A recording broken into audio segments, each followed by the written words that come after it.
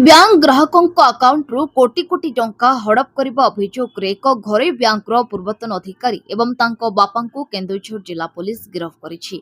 Bank ଉପରେ ଥିବା ଲୋକଙ୍କ ବିଶ୍ୱାସର ସୁଯୋଗ ନେଇ ଏହି ବଡ଼ ଧରଣର ଆର୍ଥିକ କେଳେଙ୍କାରୀ କରାଯାଇଥିବା ଜଣାପଡ଼ିଛି।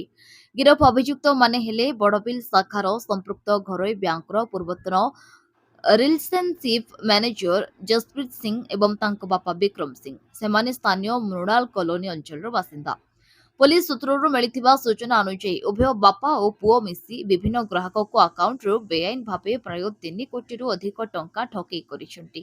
ଏହି ଘଟଣା ସେତେବେଳେ ଲୋକଲୋଚନକୁ ଆସିଲା ଯେତେବେଳେ ବ୍ୟାଙ୍କର ଜଣେ ମହିଳା ଗ୍ରାହକ ଅନିତା ଅଗ୍ରୱାଲ ବଡ଼ବିଲ ଥାନାରେ ଏକ ଲିଖିତ ଅଭିଯୋଗ କରିଥିଲେ।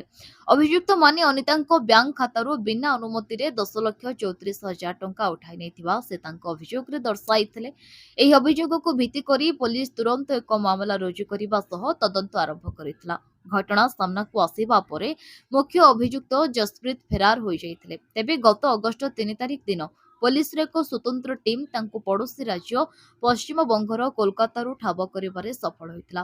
ଜସପ୍ରୀତଙ୍କୁ ଜେରା କରିବା ପରେ ଏହି ଜାଲିଆତିରେ ତାଙ୍କ ବାପା ବିକ୍ରମ ସିଂଙ୍କର ମଧ୍ୟ ସମ୍ପୃକ୍ତି ଥିବା ପୁଲିସ ଜାଣିବାକୁ ପାଇଥିଲା। ପ୍ରମାଣ ଯୋଗାଡ଼ କରିବା ପରେ ଗୁରୁବାର ଦିନ ପୁଲିସ ବିକ୍ରମଙ୍କୁ ମଧ୍ୟ ଗିରଫ କରିଛି। ବଡ଼ବିଲ ପୁଲିସର ଜଣେ ବରିଷ୍ଠ ଅଧିକାରୀ କହିଛନ୍ତି ଯେ ଉଭୟ ଅଭିଯୁକ୍ତଙ୍କୁ ସ୍ଥାନୀୟ କୋର୍ଟରେ ହାଜର କରାଯାଇଛି। ଏତେ ବଡ଼ ପରିମାଣର ଅର୍ଥ କିପରି ହେରଫେର ହେଲା ଏବଂ ଏଥିରେ ବ୍ୟାଙ୍କର ଅନ୍ୟ କୌଣସି କର୍ମଚାରୀ ସମ୍ପୃକ୍ତ ଅଛନ୍ତି କି ନାହିଁ ସେ ନେଇ ପୁଲିସର ଖୋଳତାଡ଼ ଜାରି ରହିଛି।